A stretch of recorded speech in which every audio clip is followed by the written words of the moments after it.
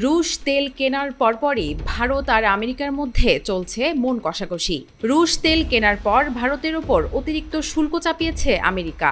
এই আবহে রাশিয়ার নিযুক্ত ভারতীয় রাষ্ট্রদূত বিনয় কুমার স্পষ্ট বললেন, বিশ্ববাজারে যেখানে সবচেয়ে কম দামে তেল মিলবে সেখান থেকেই তেল কিনবে ভারতীয় সংস্থাগুলো।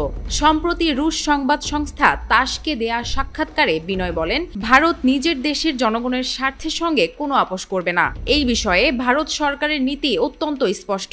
ট্রাম্প প্রশাসনের তরফে ভারতের উপর 50% শুল্ক চাপানো হলেও জনগণের ক্ষতি হয়, এ রাস্তায় কোনোভাবেই হাঁটবে না সরকার।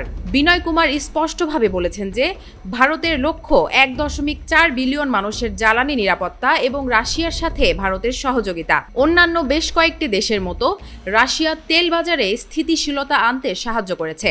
আমেরিকার উদ্দেশ্যে তিনি জানান, বিশ্বের যে কোনো বাণিজ্য সঠিক চুক্তি ও অর্থনৈতিক অবস্থার উপর ভিত্তি করে হয়ে থাকে। এক্ষেত্রে যেটা করা উচিত ঠিক সেটাই করছে ভারত। ভারতীয় তেল সংস্থাগুলো যেখানে সস্তা পাচ্ছে সেখান থেকে কেনাকাটা চালিয়ে যাবে। এই অবস্থায় মার্কিন শুল্ককে পক্ষপাতদুষ্ট সিদ্ধান্ত বলে তোপ দাগেন তিনি। বলেন, চীন, ইউরোপ এমনকি আমেরিকা নিজেই রাশিয়ার সাথে বাণিজ্য করছে।